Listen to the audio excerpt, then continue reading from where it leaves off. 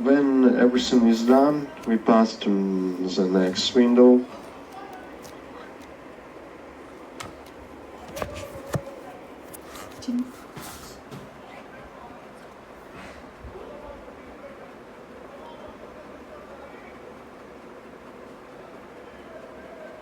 Hello, good morning all of you. Today we'll start the DC motor introduction part. So there are basically coming to this induced EMF, we have two dynamically induced EMF and the statically induced EMF. So in dynamically induced, before going to that, let us see what is dynamically induced EMF and what is statically induced EMF. So dynamically induced EMF, here in this diagram we are watching a conductor which is showing that is within a uniform magnetic field. Within the magnetic field, the field whose flux density, and here we can observe the movement of conductor is shown by arrow line, and when the conductor A cuts across at right angles to the flux, here we can see that the expression for in this case, what is the expression. And next one, L is the length of the conductor lying within the field, and it moves a distance dx in time dt. So the area swept by the conductor is, let us take L into dx. Hence the flux cut by the conductor is equal to L into dx into B. Now change in flux is equal to BL into dx Weber, and time is dt seconds. And according to Faraday's laws, EMF induced in the conductor, and this induced EMF is called as dynamically induced EMF.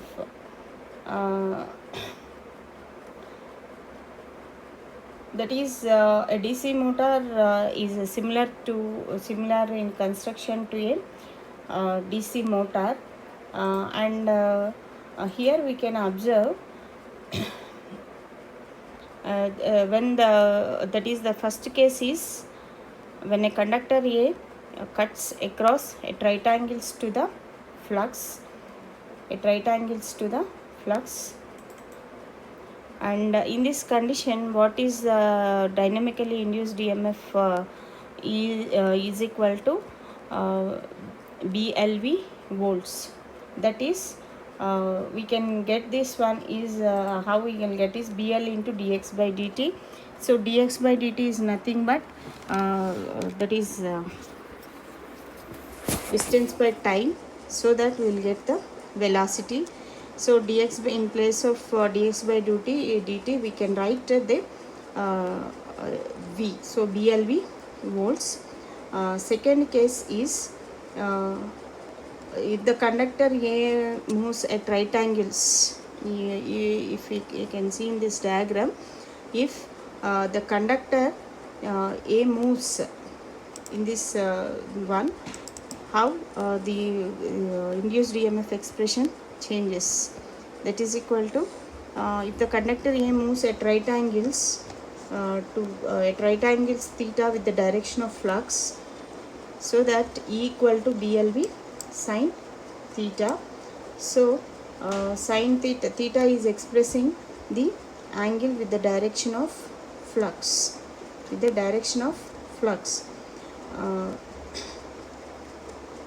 There are two cases here. One is when it is that is the conductor at right angles to the flux. What is the expression for the induced EMF? That is the expression for induced EMF. And if it is making some angle theta, what is the expression? We will see here. And this is simply recording the basics of dynamically induced EMF. So dynamically induced EMF is generated when the current carrying conductor cuts the magnetic flux using a relative motion. The name itself, it is indicating dynamic, that is it is having some rotating parts in it. So inducing EMF with respect to moving parts is known as the dynamic induced EMF. Dynamic induced EMF. And the coming to next one, Fleming's left hand rule. Next is Fleming's left hand rule.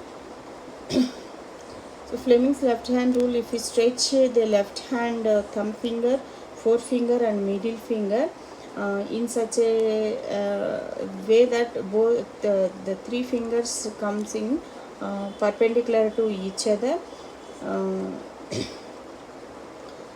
and the thumb finger is indicating the force, and the forefinger it is indicating the field, and the middle finger is indicating the current. That is, the thumb is indicating the direction of force experienced by the conductor, and the forefinger it is indicating the field, and the middle finger it is indicating the direction of current. And we are placing the fingers in such a direction that the three fingers are at right angles to each other. So this is about Fleming's left hand rule.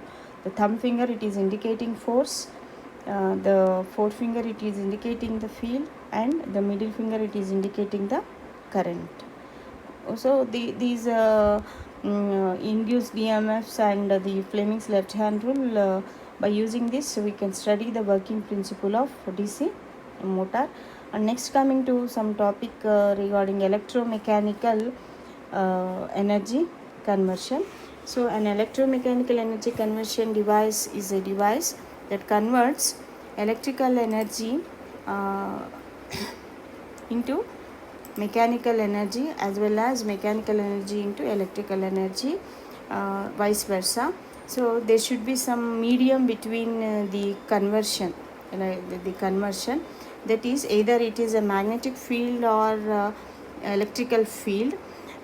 So generally we will go for any storage, electric storage capacity, we will go for magnetic field, because it is having the higher capacity for storing this electric storing capacity, so that when compared to the electric field. So generally we will go for magnetic field only.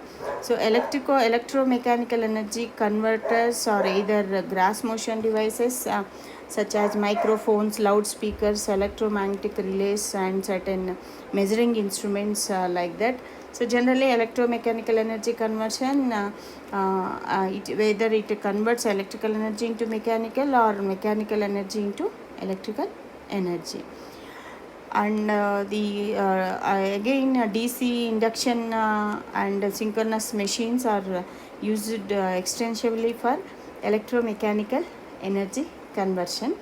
And when the conversion takes place, that is electrical to mechanical, we can call it as a motor, and whereas mechanical energy is converted into electrical energy, that is called a generator. And 2 points here we have to remember, that is when this conversion is taking place, energy from electrical to mechanical or from mechanical to electrical results from the following two electromagnetic phenomena. First one is, when a conductor is allowed to move in a magnetic field, a voltage is induced in the conductor. And when the current carrying conductor is placed in a magnetic field, then a mechanical force experienced by the conductor. These two are the major results when this electromechanical phenomena is taking place. That is, first one, when a conductor is allowed to move in a magnetic field, a voltage is induced in the conductor. Second one, when a current carrying conductor is placed in magnetic field, then a mechanical force is experienced by the conductor. These 2 points are taking place when the electromechanical conversion takes place. And next one, the current flows through the conductor. Current flows through the conductor when it is placed in a magnetic field. A force is produced on each conductor. The conductors are placed on the rotor, which is free to move. An electromagnetic torque produced on the rotor is transferred to the shaft of the rotor and can be utilized to drive a mechanical load. That is, the current when the current flows through the conductor, when it is in the magnetic field, a force is experienced on each conductor, and the conductors are placed in the rotor and they are free to rotate, and because of this an electromagnetic torque is produced on the rotor and it is transferred to the shaft, and then it is utilized for driving a mechanical load. And then when the conductors rotate in the magnetic field, a voltage is induced in each conductor, and in generating action, generally the rotor is driven by a prime mover. Next one, a voltage is induced in the rotor conductors if an electrical load is connected to the winding formed by these conductors, so that the current flows delivering electrical power to the load. The current flowing through the conductors will always interact with the magnetic field to produce a reaction torque, and which is opposite, that is which will tend to oppose the torque developed by the prime mover. Okay, next, according to the principle of conservation of energy, we know, all of us know, that energy can neither be created nor destroyed. It can only be transformed from one state to another. And coming to the motoring action, the energy balance equation is electrical energy input. Small correction is there. Last 3 points we have to add up, that is energy to electrical losses plus energy to field storage in the electrical system plus mechanical energy output. So electrical energy input is equal to energy to electrical losses plus energy to field storage in the electrical system plus mechanical energy output. So this is the basic equation for energy balance equation for the motoring action. Whereas for the generator action, the energy balance equation we can write as total mechanical energy input is equal to electrical energy output plus total energy stored plus total energy dissipated. That is the sum of total energy dissipated plus total energy stored plus electrical energy output, which gives total mechanical energy input. This is the energy balance equation for generator. Okay, so this is basics of some electromechanical energy conversion. Now let us move to the actual topic, that is DC motor working. So how the DC motor works? Okay,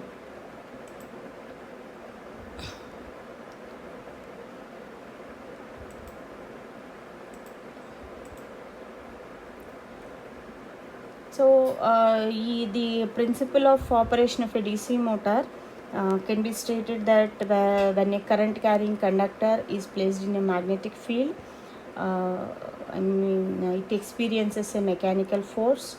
Generally, if we see in practical, the field winding produces the required magnetic field, while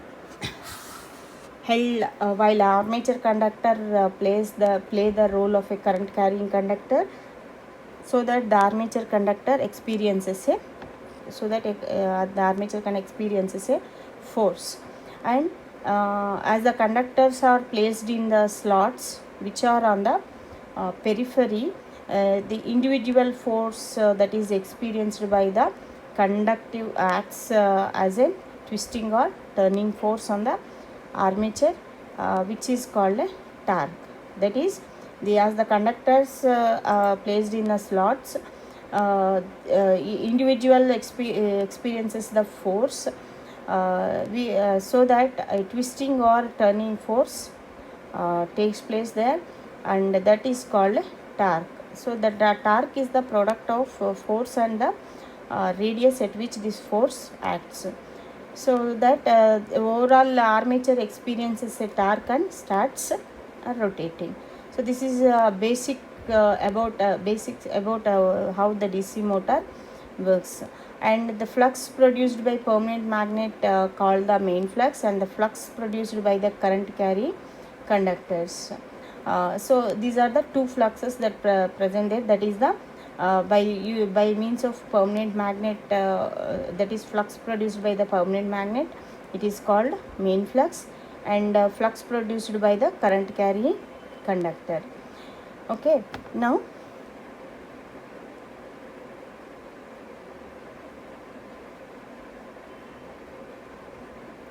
and compared to the construction, the DC generator, there is no basic difference in construction of DC generator and DC motor.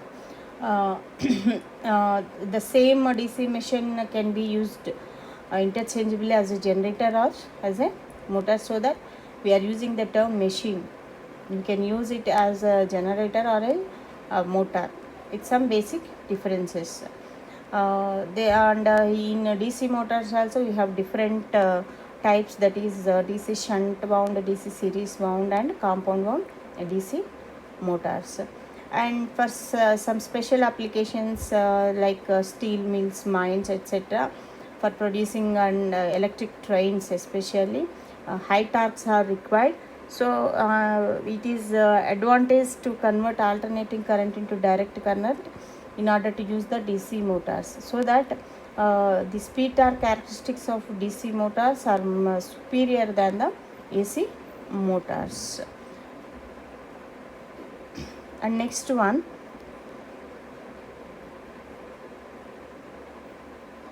a machine which converts DC electrical power into mechanical power is known as a direct DC motor.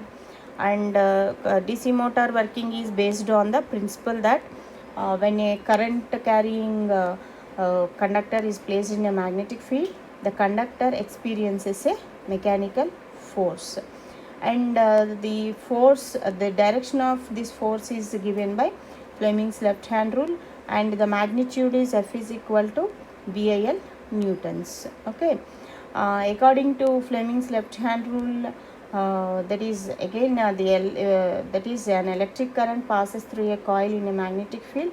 The magnetic force produces a torque that turns the DC motor, and the direction of the force is perpendicular to both the wire and the magnetic field. Okay, next, so two permanent magnets, in between that a current carrying conductor is placed. When electric current passes through a coil in magnetic field, the magnetic force produces a torque which turns the DC motor, and the magnetic force F equal to BIL acts perpendicular to both wire and the magnetic field. And let us see the cross section of a DC machine. That is we can observe armature, field supply, we are giving field winding, pole pieces, and steel yoke, commutator. And next one, conductors in slots, carbon brushes. These we can observe in the cross section of DC machine. And next one, let us come to the important part, that is working of DC motor. So for studying working of DC motor, let us consider the part of multipolar DC motor. When the terminals are connected to the external source of DC supply, the field magnets are excited, developing alternate north and south poles. That is the field, that is when the terminals of a motor are connected to DC supply, the field magnets are excited, and it is developing, and it develops the alternate north and south poles, and the armature conductors carry currents. And next one, observe in the diagram here, what we are, the main points are all conductors under north pole, carry current in one direction, while the conductors under south pole carry currents in the opposite direction. And the armature conductors under north pole carry currents that is into the plane of paper, and it is denoted by the cross.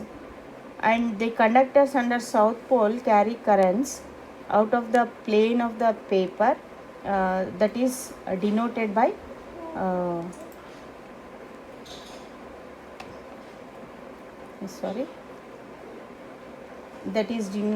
denoted by dot.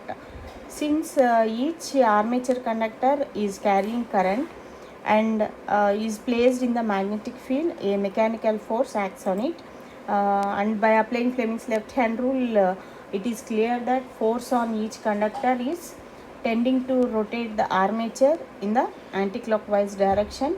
All these forces add together to driving torque, which sets the armature rotates. So this is how the DC motor works. That is, they form as the motor is given external source to external source. The field magnets are excited so that north and south poles forms, and the armature conductors carry currents, and the direction of the armature conductors, the direction of current also we can see, that is cross mark and dot mark, so that the armature conductor is carrying current and it is placed in the magnetic field. A mechanical force acts on it, and by means of Fleming's left hand rule we can see the direction of the force.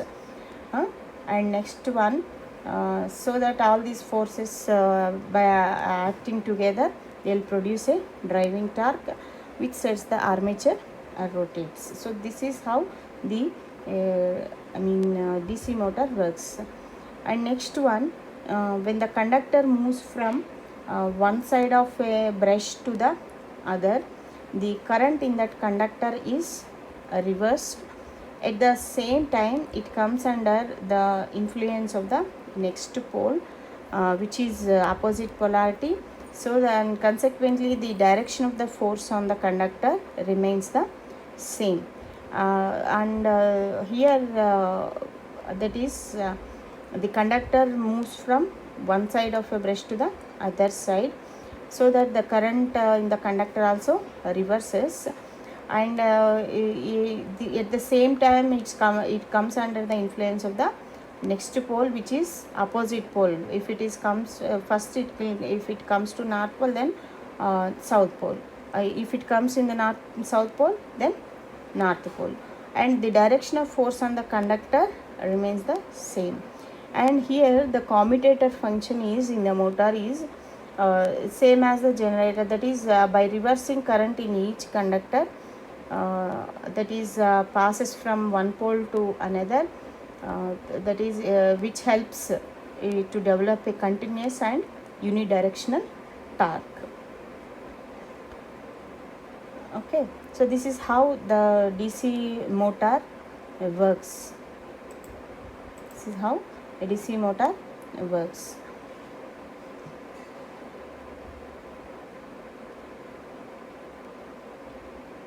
And next one, coming to direction of rotation of motor.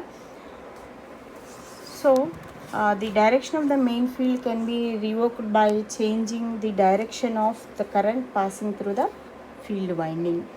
It is possible by interchanging the polarities of supply which is given to the field winding. And the direction of current through the armature can be reversed by changing the supply polarities of DC supplying current to the armature. That is, if we want to change the field direction, so that the that is the direction of the main field can be changed by which is possible by interchanging the polarities of supply which is given to the field winding. If the direction of current through the armature, if you want to reverse that, that is by changing supply polarities of DC supplying current to the armature, and both the currents are changed, then the direction of rotation of the motor remains unchanged. Okay, in a DC motor, both the field and armature are connected to a source of DC. The current through the armature winding establishes its own magnetic flux. The interaction both the main field and the armature current produces the torque, and thereby sensing the motor to rotate. Once the motor starts rotating, already the existing magnetic field, there will be an induced EMF in the armature conductors due to generator action, and this EMF acts as a direction opposite to the supply voltage, so that it is called back EMF. And next one, main important is why it is called back EMF, or what is the significance of back EMF, why it is called a back EMF. And next one, if we see, when the armature of DC motor rotates under the influence of the driving torque, the armature conductors move through the magnetic field, and hence EMF is induced in them as in a generator, and the induced EMF acts in opposite direction to the applied voltage V, and it is known as back EMF or counter EMF. And the back EMF, the expression for back EMF EB is equal to 5Zn by 60 into P by A, and it is always less than the applied voltage V. Although this difference is small when the motor is running under normal conditions. Okay.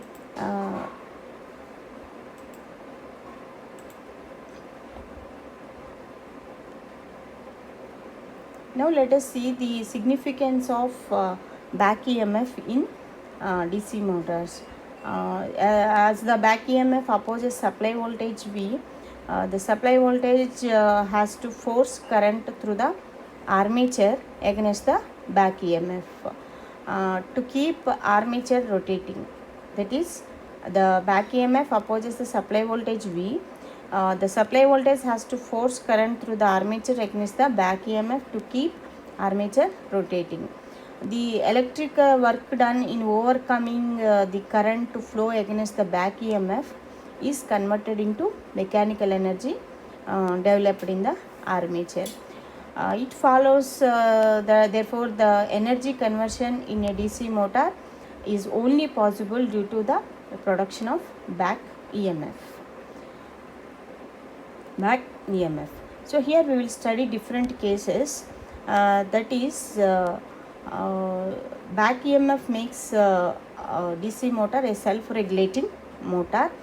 That is, EB makes motor to adjust armature current automatically as per the load torque requirement. And we know the formula IA equal to V minus EB by RA.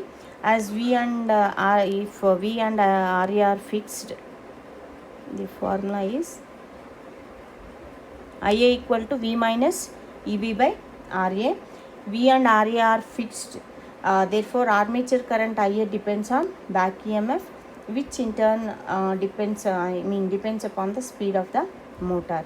And when the motor is running at no load, small torque, this is that is, when the motor is running at no load, small torque is required by the motor to overcome friction and windage, and a small current is drawn by the motor armature, and the back EMF is almost equal to the supply voltage. This is one case, that is when the motor is running at no load, In this case, back EMF EB is equal to the supply voltage.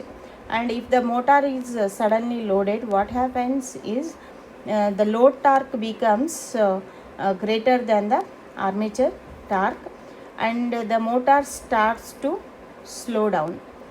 As that is the speed decreases, as well as the back EMF also decreases, so that the armature current starts increasing.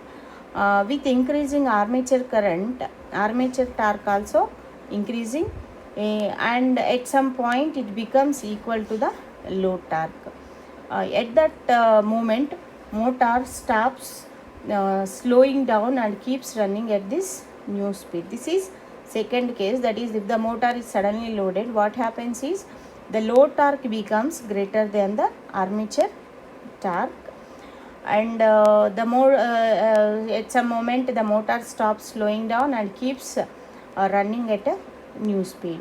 And next one, if the load on the motor is suddenly reduced, if the load on the motor is suddenly reduced, the driving torque becomes, now the driving torque becomes more than the load torque, and the motor starts accelerating. As the motor speed increases, back EMF increases and the armature current decreases. Due to this reduction of armature current, armature developed torque decreases, and at some point it becomes equal to the load torque.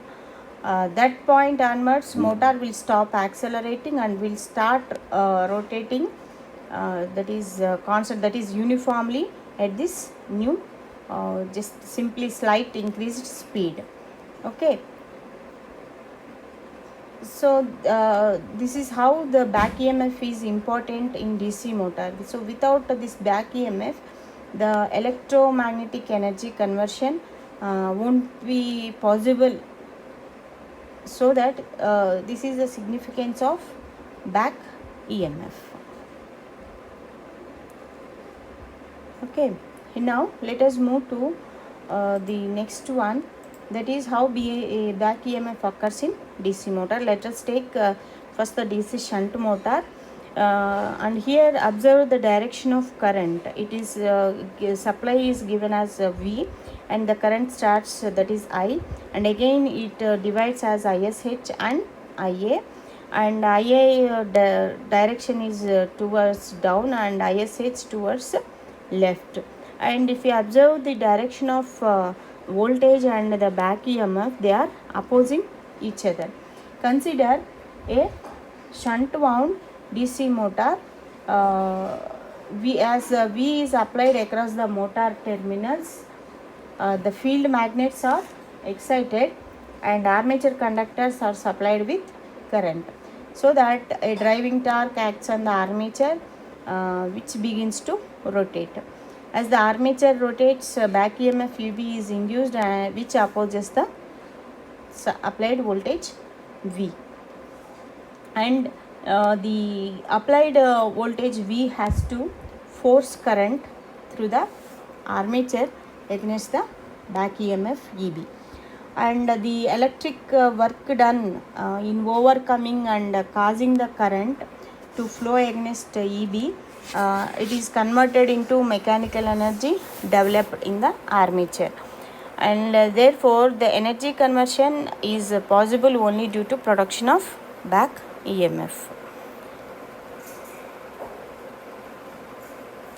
Now the net voltage across the armature circuit.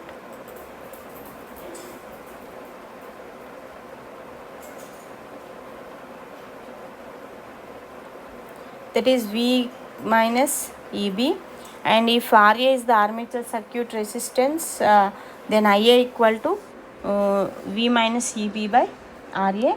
Since V and RA are usually fixed, the value of EB will determine the current drawn by the motor.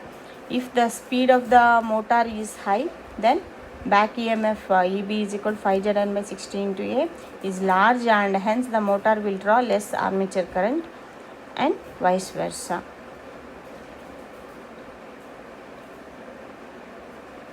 Now let us move to the next one is series wound DC motor.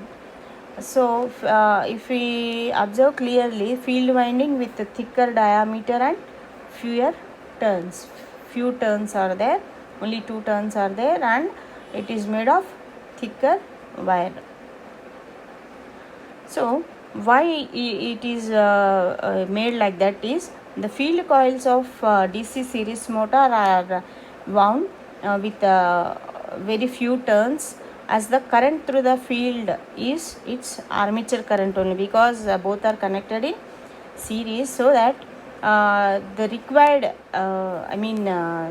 the current through the field is its armature current, and hence for required mmf less number of turns are required, and the wire is heavier as the diameter is considerable increased to provide minimum electrical resistance to the flow of full armature current. If we do not make these differences about having few coil turns, the running of this DC motor remains unaffected, that is, as the current through the field is reasonably high to produce a field strong enough for generating the required amount of torque. So now let us move to the expressions, the current voltage and current equations of DC series motor. The supply voltage is V, and since the entire supply current flows through both the armature and field conductor, so total current is equal to ISC equal to IA, where ISC is the series current in the field coil and IA is the armature current. So we can write V equal to EB plus ISC RSC plus IA into RSC, and here EB is the back EMF, RSC is the series coil resistance, and RA is the armature resistance. And finally we can write we can write V equal to EB plus IA into RA plus RSC, and this is the basic voltage equation of a series wound DC motor. Another interesting fact is that DC motor the field the field flux, like in the case of any other DC motor, it is proportional to the field current. That is, ISC is directly proportional to phi, and phi is directly proportional to ISC is directly proportional to IA. That is, the field flux is proportional to the entire armature current or the total supply current. And for this reason, the flux produced that is in this motor is strong enough to produce sufficient torque even with the minimum number of turns that it has in the field coil. So here flux is directly proportional to ISC, it is directly proportional to IA. Even the the flux produced in this motor is strong enough to produce sufficient torque. So even though it is having minimum number of turns in the field. And next one, let us move to the voltage and current voltage expressions for separately excited DC motor. The field winding of these motors are energized from an external DC source, that is V equal to EB plus IARA plus brush contact drop. This is usually very less, that is 1 volt per brush. In some problems we can neglect the brush contact drop also. So in separately excited DC motor, V equal to EB plus IARA, and in DC shunt motor IL is equal to IA plus ISH. So ISH, again ISH is equal to V by RSH, and V equal to EB plus IARA plus brush contact drop. Here it is both are in parallel, that is the armature, it is connected in parallel with the field, so that we get V equal to EB plus IA RA. And next one,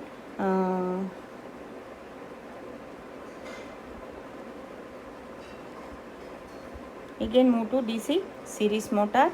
So IL equal to ISC RSC and V equal to EB plus IA into RSC plus RA plus brush contact drop. And coming to a compound motor,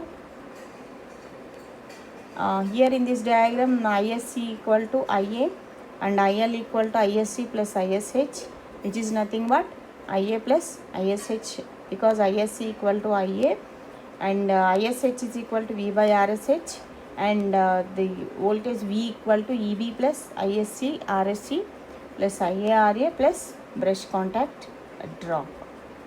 Next one, another one is this connection of compound motor.